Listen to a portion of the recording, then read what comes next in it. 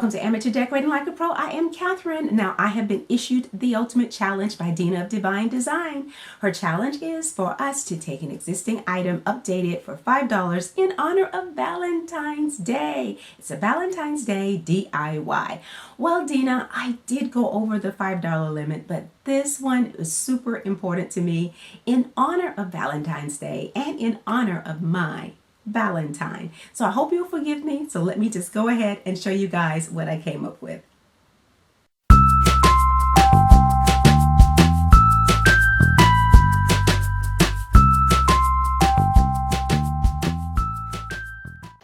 Now this picture belonged to my grandparents. Now if I recall correctly, it's a picture of my grandmother's father and brother, but don't quote me on that. I still need to verify a few things. Now the frame is pure craftsmanship. It is amazing. It's like 6 or 8 individual pieces that are connected together to form a perfect circle. And of course the glass is not only circular, but it looks a lot like a giant contact lens. Now I have to tell you, I was so nervous about removing this picture. I thought it is probably going to disintegrate right in my hands, but it didn't. And of course, the picture is circular and spheres just like the glass. Now that Georgia peach really piqued my curiosity, so I did Google the company, and this is what I found. I found this one little article which, to summarize, just says that the agent basically travels around soliciting orders to enlarge pictures, and basically he takes these orders and you sign something of a contract on terms, and once your order is delivered to you, then you do the full payment. But obviously there was some fuss about whether the frames and the actual portraits were being manufactured in the same place. The company started, from what I can tell, in 1922. Okay, enough of the history lesson. Let's get on with the DIY. I used rub and buff, 2 types of metallic paint. They're actually the same color, but one is actually a little bit lighter, according to what I can tell. I used wood putty and Eproxy Gel, mixed them together to fill in the cracks on a part of the frame. I also used the Krylon Clear Glaze, and then of course paintbrush and a pencil to do the markings. Foam board, the very best, comes from Michaels. It's thick and very smooth. These are optional tools. You might need wire cutters, scissors, pliers, and screwdrivers, and of course sandpaper, and even these tools. I like to use nail files when I'm sanding small projects. It is optional if you want to bling out your frame or anything else, and of course just check. You might need a picture hanging kit. Don't you worry, there will be a complete list of the supplies in the comments area of this video at the very bottom.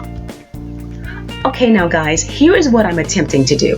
I want to fill in the cracks, so I take a little bit of epoxy, put it in a bowl, and when that blue mixes with the white, it eventually turns clear. I then take that putty and I put it into the mixture. It looks a lot like chocolate. Yes, it does. And then what happens is when you fill in the cracks, it's going to turn nice and hard, and you can go back and sand it and get a smooth surface. Again, there are a lot of cracks and crevices to be filled in here, so I'm going to do the very best that I can. Okay, so my little spackle mixture has gotten nice and hard overnight, and I've just gotten some small pieces of sandpaper and just wanted to sand small areas at a time, because even after trying to get all of this off with Murphy oil, soap, and so on, it really wasn't working. So I found that the smoke and the soot had really hardened over time, and I just thought it would be best to just start sanding in small portions to try and get everything cleaned up.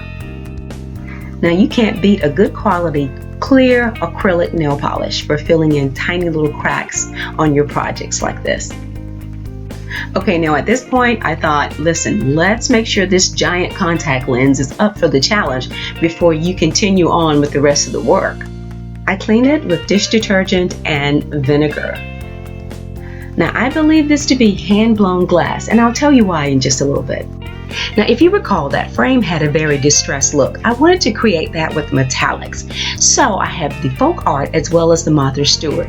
Martha Stewart's is actually darker than Folk Art. Not to mention, it's $2.79 and the Folk Art is actually 79 cents. Now, I didn't use a palette or anything. I just put the paint directly onto the actual frame. This is such a small project, and I didn't want to waste paint going back and forth. Besides, I think I can do it a whole lot faster this way.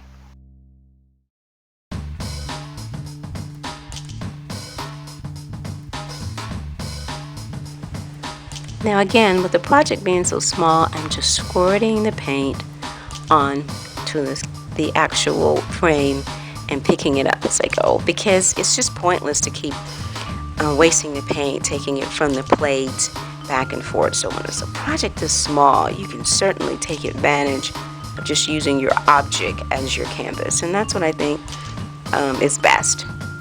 I love it. I can take a little bit and then move it around to the other side. I love it. It's turning out really, really well.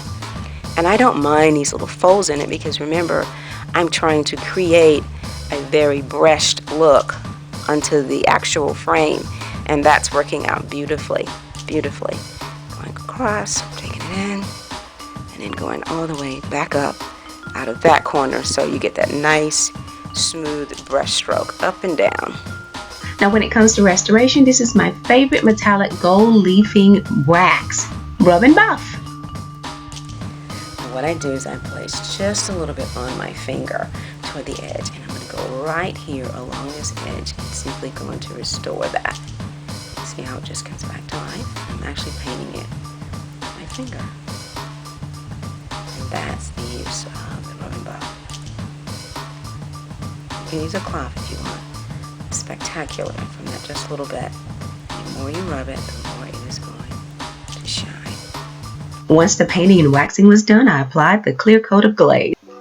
Okay guys, you have no idea how excited I am that the original picture was in such good shape. I needed it to trace onto the foam board as well as onto the new picture, and it made it so much easier to trace and cut.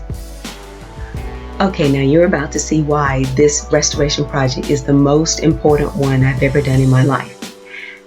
We are coming up to our 3rd wedding anniversary, and we may have a photo album, but we don't have a wedding portrait. And to be able to put one of my husband's favorite pictures from our wedding into this frame, which has a bit of history with my family, means the world. Now I added 8 Swarovski crystals around the gold band for the 8 wonderful years that we have been best friends and husband and wife.